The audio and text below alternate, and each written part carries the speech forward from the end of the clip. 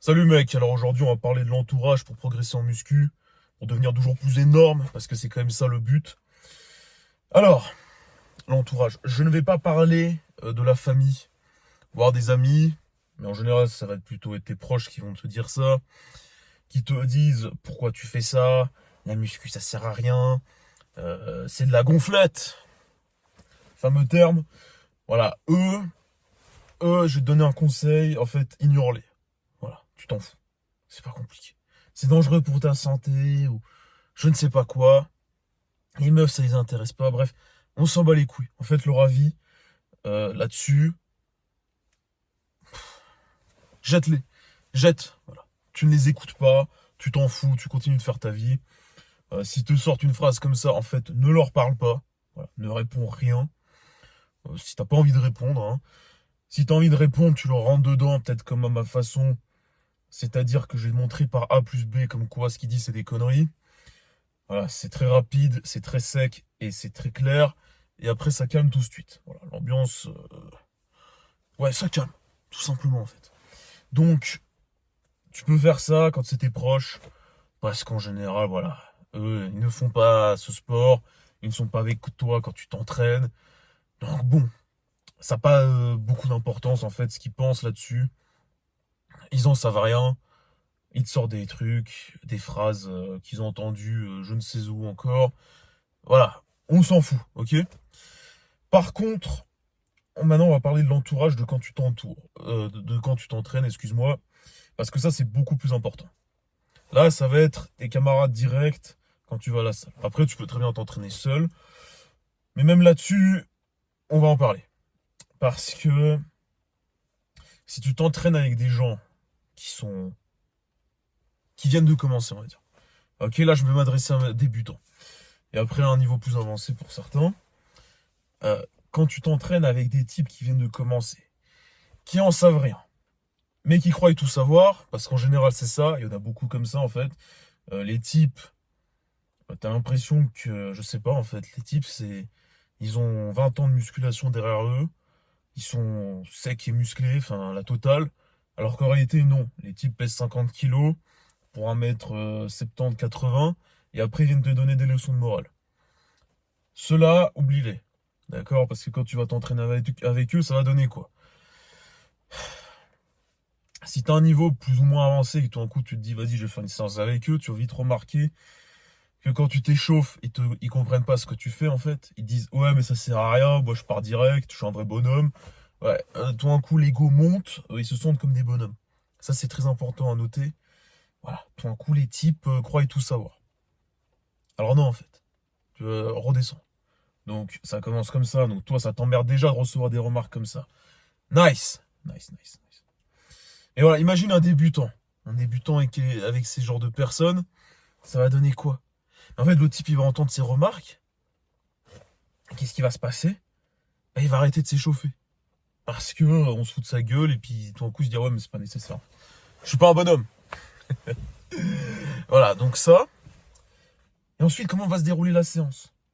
En fait, les types ne connaissent rien, mais ils vont te donner 50 000 théories. Donc, ils vont te donner le nombre de séries, le temps de pause, tout ça. Ok, cool, cool, cool. Après, ils peuvent voir sur Internet, c'est pas forcément faux. Why not? Mais quand va venir le mouvement, en fait, ça va être une cata. Voilà. Ça va être nul. Et après, ils vont donner des leçons de morale. Tu vois. Donc, imagine, tu pars pour faire un RM. Bon, ça c'est pas pour quelqu'un qui vient de commencer. Mais 3 quarts du temps, ils veulent soulever lourd pour prouver quelque chose. Hein. L'ego lifting, je sais plus, c'est comme ça qu'on appelle. Bon. Ils vont faire ça, en fait. Ils vont vouloir soulever le plus lourd. Donc, les types arrivent, ils s'échauffent pas, et ils mettent tout de suite super lourd. Ils ont ni la technique du mouvement, ni la force pour soulever de ça. Et après, ça donne quoi? Vous voulez savoir ce que ça donne? Des vidéos gags sur Insta quand on se fout de leur gueule parce qu'ils se pètent un bras en fait. Voilà. Voilà ce que ça donne. Après, ça donne des épaules luxées. Ça donne des blessures. Voilà ce que ça donne. Mais les types, trop d'ego. Oh, vas-y, faut soulever le plus lourd possible. Ok, cool, mec, t'as aucune technique. Le mouvement est à chier. Hein. Il est à chier. Mais par contre, ils viennent donner des conseils sur le mouvement. Pourquoi? Ne donne pas conseil si tu sais pas en fait. Arrête. Arrête. Donc, si t'es débutant, ne t'entraîne pas avec des gens qui viennent de commencer. Sauf si c'est vraiment des personnes sérieuses qui s'y mettent sérieusement et qui sont peut-être bien dans leur tête. Mais trois quarts, je les connais, c'est pas ça. D'accord? Donc, oublie ça. Déjà, premier truc, oublie ça. Je vais te recommander. Soit tu t'entraînes seul et tu t'instruis de ton côté. Voilà, tu fais tout de ton côté. Ton programme, tu te le fais toi. Tu regardes les vidéos qu'il faut pour t'entraîner, les mouvements, etc. qu'il faut. Voilà, tu regardes tout, tu t'instruis de ton côté et après, tu te démerdes. C'est une possibilité. L'autre possibilité, bon, t'entraîner avec des gens qui ont déjà un certain niveau, mais généralement, en fait, le problème, c'est que si t'es débutant, quelqu'un d'avancé va pas forcément avoir envie de s'entraîner avec toi. Enfin, ça va dépendre du niveau.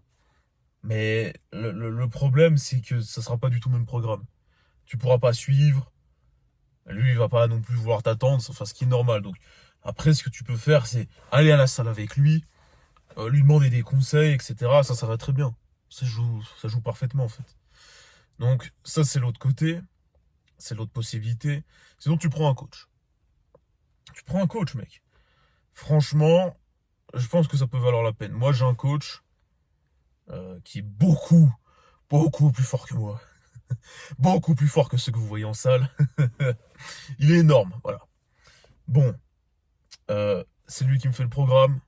J'ai confiance là-dessus, c'est pas un souci. D'ailleurs, depuis que je le suis, je progresse très très bien. Malgré une déchirure des pecs, hein. Enfin du pec. Euh, J'envoie les vidéos des mouvements, il me corrige dessus. C'est parfait. Ça va très bien. Tu peux prendre un en présentiel. Bon, ça coûte plus cher. Je sais que certains n'ont pas envie de payer autant, mais bon. C'est aussi une possibilité en présentiel.